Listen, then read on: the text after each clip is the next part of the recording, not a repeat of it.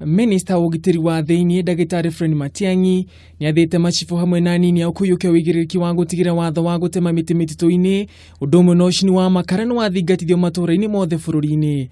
Chiefs and assistant chiefs who allow logging to happen in their respective areas of jurisdiction will explain to us. I promise you that we will work together with the police command to enforce the request that you have made on movement of charcoal and on logging.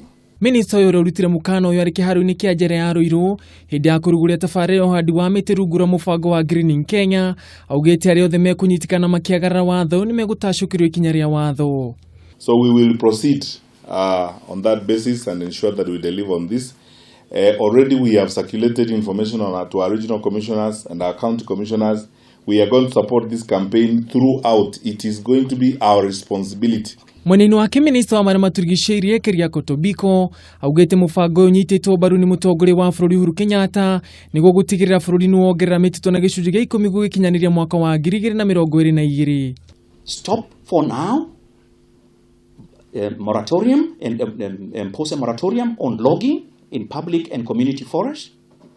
Impose a moratorium on charcoal trade for a year or two as we undertake this massive national tree greening initiatives. Akinyita mbaru miario ya Tobiko, Minista wa mbeu njithi Margaret Kobia augite mubango uyu ni utanyitwo gutambio mathukuru-ini akiongerera ati mbeu njithi ni makuheo kanya ga guita miti ino na athara-ini na thutha ucio kwenderia thirikari.